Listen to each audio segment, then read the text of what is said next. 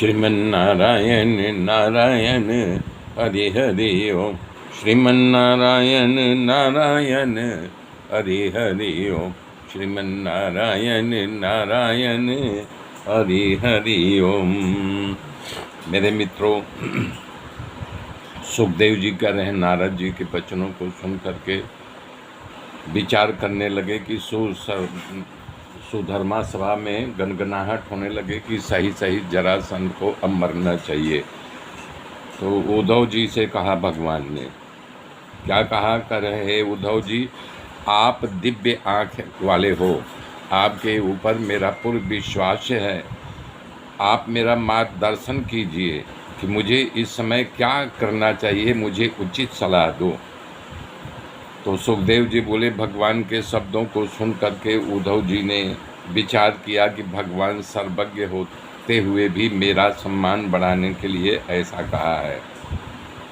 तब वो सभासदों और नारद जी के वचनों से प्रभावित हो करके और सबका मत जान करके कहना शुरू किया कि बोला, भगवान नारद जी और सभासद जितने हैं सबके विचार के अनुसार आपके फुआ के लड़कों का राजसूय यज्ञ कराना चाहिए, उसमें सहायता भी करनी चाहिए, यही उचित है। हे प्रभु, नारद जी की बात सत्य है, शरणागत वत्सल की रक्षा करनी चाहिए, जो आपके शरण में आए उसकी रक्षा होनी चाहिए, इससे आपका नाम होगा। अनुमति जरूरी है, सारे 10 दिशाओं के राजाओं की इस यज्ञ को करने की अनुमति जरूरी है।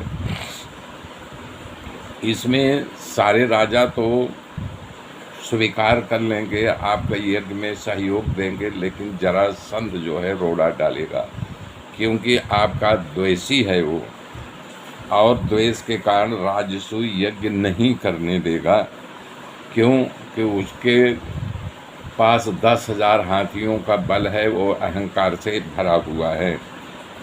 रण में मैदान में जीतना कठिन है, लेकिन अगर आप भीमसेन के द्वारा ये कार्य कराना चाहेंगे तो उसकी मृत्यु निश्चित है। उसकी मृत्यु तो आपके उपस्थिति में ही होगी, और मारेंगे तो आप ही, लेकिन भीमसेन निमित्त बनेंगे। हे प्रभु, आपने कई बार अपने भक्तों का हित करने के लिए लीला किया है। इस एक लीला और पान करेंगे, उसमें एक गाथा और बढ़ जाएगी, हम भक्तों का नाम भी आएगा। जरासंध के मरने के बाद अनेक कार्य होंगे।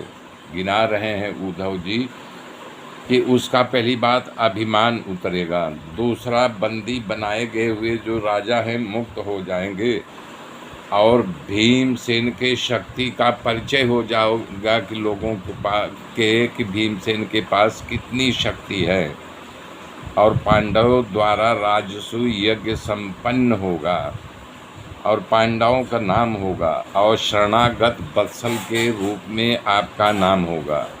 हमारे जैसे भक्तों का आपकी कथा में नाम आ जाएगा।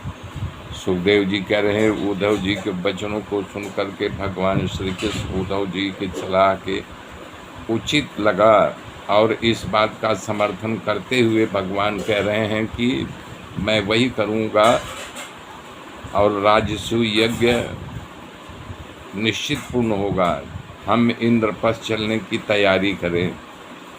भगवान उद्धव और नारद जी सब खुश हो गए। नारद जी भी खुश हो गए कि भगवान ने हमारी बात मान लिया, हमारे कहे अनुसार यह करने के लिए तैयार हो गए। भगवान ने उनकी पूजा की और उनको विदा किया। तब राजसूय यज्ञ को निर्भय करते हुए उन्होंने कहा अपने परिवार को, सबको, कि हम चलो इंद्रप्रस्थ चलने की तैयारी करें। इस प्रकार से सारे लोग को ले करके अपने महल आए और इंद्रप्रस्थ चलने की तैयारी करने लगे। भगवान श्री कृष्ण अनर्त, सौबीर, कुर्च क्षेत्र आदि प्रदेशों से होकर के पांचाल मत्स्य देश में पसार होकर के इंद्रप्रस्थ पहुँचे।